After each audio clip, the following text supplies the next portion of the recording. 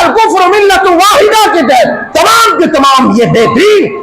دین لوگ، یہ کفار، یہ مشرکین، یہ یہود و نصارى، یہ مجوس، یہ سب کے سب ایک ہے اور اسلام کے خلاف سب کے سب متحد ہے، لیکن یہ ایک مسلمان ہے کہ ایک اللہ کے نام پر، ایک رسول کے نام پر کبھی متحد نہیں ہوتے۔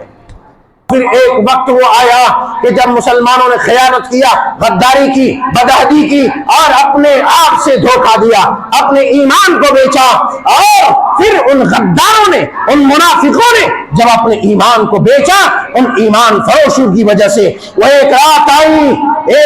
آئی 20 جون 1099 عیسوی کی، وہ خوفناک رات جب صلیبیوں نے، عیسائیوں نے، دیوسوں نے اور اللہ کے دشمنوں نے اس ارض فلسطین پر قبضہ جمایا، تو خدا کی قسم وہ تاریخ رات میں کبھی نہیں بھولتا۔ 70,000 مسلمانوں کا قتل عام کر کے، بچوں کو ذبح کر کے اپنے نیزے اور تلواروں پر اٹھا لیا، اور بچوں کے لاشوں پر، عورتوں کی لاشوں پر، مسلمانوں کی لاشوں پر چل کے انہوں نے دعوتی کی، شراب پیا ان کی کھوپڑیوں سے اور جشن منایا۔ ابو عبیدہ بن جراح، خالد بن ولید اور دیگر صحابہ کرام علیہ عمر رضوان کی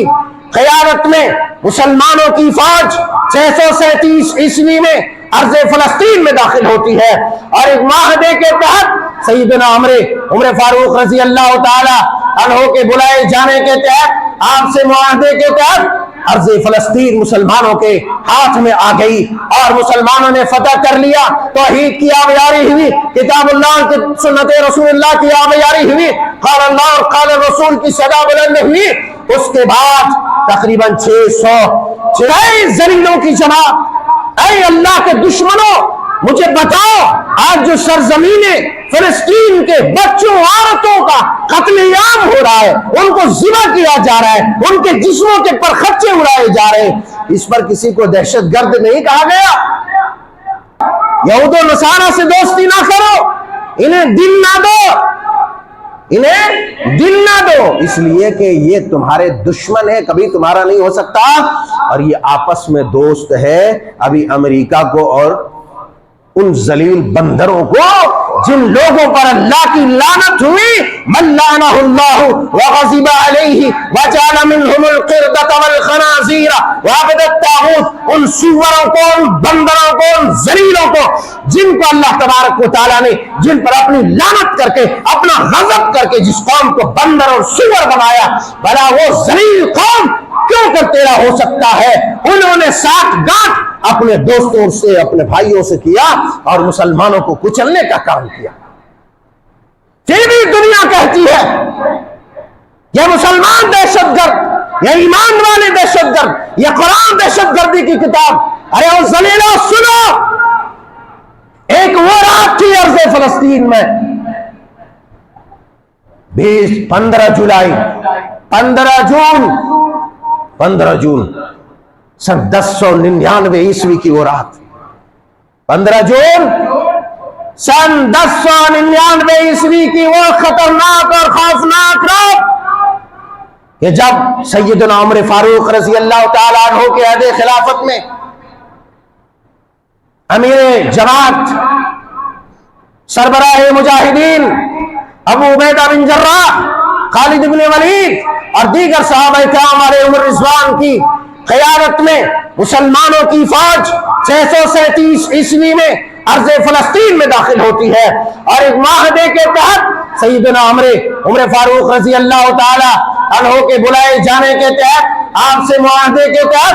ارض فلسطین مسلمانوں کے ہاتھ میں آ گئی اور مسلمانوں نے فتح کر لیا، توحید کی آبیاری ہوئی، کتاب اللہ کی، سنت رسول اللہ کی آبیاری ہوئی، قال اللہ اور قال الرسول کی صدا بلند ہوئی۔ اس کے بعد تقریباً 661 سال کا عرصہ دراز گزرا، جس میں اہل ایمان کی حکومت، مسلمانوں کی سیادت، مسلمانوں کی قیادت رہی، اور پھر ایک وقت وہ آیا کہ جب مسلمانوں نے خیانت کیا، غداری کی، بدعہدی کی اور اپنے آپ سے دھوکہ دیا، اپنے ایمان کو بیچا، اور پھر ان غداروں نے، ان منافقوں نے جب اپنے ایمان کو بیچا، ان ایمان فروشوں کی وجہ سے وہ ایک رات آئی 20 جون 1099 ईस्वी की वो खौफनाक रात जब सलीबियों ने, ईसाइयों ने, दयूसों ने और अल्लाह के दुश्मनों ने उस अर्ज फलस्तीन पर कब्जा जमाया, तो खुदा की कसम वो तारीख रात में कभी नहीं भूलता। 70,000 मुसलमानों का कत्लेआम करके, बच्चों को जिंदा करके अपने नेज़ों और तलवारों पर उठा लिया, और बच्चों की लाशों पर, औरतों की लाशों पर, मुसलमानों की लाशों पर चल के उन्होंने दावती की, शराब पिया उनकी खोपड़ियों से और जश्न मनाया। एक वो रात थी, मगर उस कौम को कोई दहशतगर्द नहीं कहता, उन जालिमों को कोई आतंकवाद नहीं कहता। इसलिए नहीं कहता कल मिल्लत कुफ्रतु वाहिदा, अल कुफ्र मिल्लतु वाहिदा के तहत तमाम के तमाम ये बेदीन लोग, ये कुफ्फार, ये मुशरिकीन, ये यहूदो नसारा, ये मजूस, ये सब के सब एक है और इस्लाम के खिलाफ सबके सब मुत्तहिद है। लेकिन ये एक मुसलमान है कि एक अल्लाह के नाम पर, एक रसूल के नाम पर कभी मुत्तहिद नहीं होते। सबका इमाम अलग अलग, सबके मौलवी अलग अलग, सबके फतवे अलग अलग, सबके मसले अलग अलग, लेकिन जालिमों ने भुला दिया कि अल्लाह ने कहा था ला इलाहा इल्लल्लाह मुहम्मदुर रसूलुल्लाह के तहत तमाम अहले ईमान को मुत्तहिद हो जाना है। वो तंग तारीख और खौफनाक रात थी। मगर एक और रात में आपको बताऊं, एक रात और बताऊं, 2 अक्टूबर 1187 ईस्वी, तकरीबन 87 साल बाद, 2 अक्टूबर 1187 ईस्वी, वही सरजमीन फलस्तीन, वही बैतुल मक़दिस जो आज छोटे छोटे बच्चों मासूमों का मक्तल बना हुआ है, ज़िबा खाना मज़बह बना हुआ है, जहां पर औरतों और बच्चियों और बच्चों को ज़िबा किया जा रहा है, टैंकों और बम्बों से उनके जिस्मों के बोटी बोटी रेजा किया जा रहा है, जिनके पानी बंद कर दिए गए हैं और जिनके खाने के रास्ते बंद कर दिए गए हैं कि उन तक कोई ग़िज़ा ना पहुंचे। खुदा की कसम, तारीख में इससे बढ़कर कोई दरिंदगी नहीं हो सकती। फिर दुनिया कहती है कि वो हिटलर जिन्होंने इन जालिमों और फासिकों सफाकों को मारा वो दहशतगर्द है। मैं भी कहता हूं कि अगर उन्होंने बेकसूरों को मारा तो गलत किया, मगर ये कौन सा सही है कि एक तो अपने टैंक और बमों से उड़ाया जा रहा है, मिसाइलों से उड़ाया जा रहा है, उसके बाद खाना पानी जो आने के रास्ते उसे बंद कर दिया जा रहा है और तड़पा कर भी मारा जा रहा है, मिसाइलों और बारूदों से मारा जा रहा है। ये कौन सा इंसाफ है? ये कौन से अमन आशरी के तरीके हैं? और ये कौन से जंग और जिहाद के रास्ते हैं? मुझे बताया जाए। और बैनुल अक़वामी सतह पर अक़वाम मुत्तहिदा को शर्म आनी चाहिए कि इंसानियत का इतना बड़ा नंगा नाच किया जा रहा है, मगर इन्हें शर्म नहीं आती, इसलिए कि इधर शर्म नहीं आती कि ये कत्ल होने वाले लोग ला इलाहा इल्लल्लाह मुहम्मदुर रसूलुल्लाह के वारिस है। ये कत्ल होने वाले लोग कुरान पढ़ने वाले हैं, ये कत्ल होने वाले लोग नबी की हदीस पढ़ने वाले हैं, ये कत्ल होने वाले लोग अल्लाह अज़ीम पर ईमान रखने वाले हैं। इसलिए उन्हें कोई दर्द नहीं होता है। वो सब के सब तो एक है। उसी जगह पर एक रात वो थी कि 2 अक्टूबर सन 1187 ईस्वी जुमातुल मुबारक की रात, जब सुल्तान सलाहुद्दीन अय्यूबी रहमतुल्लाह अलैह ने सरजमीन मुक़द्दस को फतह किया, नबियों के उस शहर को रूमियों ईसाइयों के एक मामूली सी हमले के बाद उन्हें मजबूर किया। हमला तो बहुत हुआ, हित्तीन के मैदान पर उनके बड़े लश्करी जर्राह को रोंद करके रख दिया, सबसे बड़े लश्कर को। ऐ ईमान वालों, वो कौन सी ताकत थी? वो जज्बा ईमान था जो सुल्तान आली मकाम लेकर चले थे, जिनके अंदर सखावत जूदो करम फैयाजी और गैरत ईमानी की वो इंतहा थी कि उसी गैरत ईमानी और कुव्वत ईमानी के साथ बढ़ा और हित्तीन के मैदान पर उनका भी उनके पर खच्चे उड़ाए और फिर उनको भागने पर मजबूर किया। बड़े बड़े लीडरों का कत्ल किया। बड़े बड़े लीडरों ऐसा कत्ल नहीं किया धोखे से, ना ना ना ना, سلطان صلاح الدین ایوبی تاریخ اسلام کے وہ جرنیل ہے جن عیسائیوں کو انہوں نے قتل کیا، ان کے برادریوں نے اپنی کتابوں میں ان کی سخاوت، ان کی کرم نوازی، ان کی دریا دلی کا تذکرہ کیا ہے۔ یہ الگ بات ہے کہیں کہیں ڈنڈی مارا ہے، مگر میدان جہاد میں قتل کیا، کوئی دھوکہ نہیں، کوئی فریب نہیں، بلکہ وہ بھی وقت آیا کہ جب کنگ رچرڈ بیمار ہوا نا، کنگ رچرڈ بہت بڑے ان کے شہنشاہ انگریزوں کے،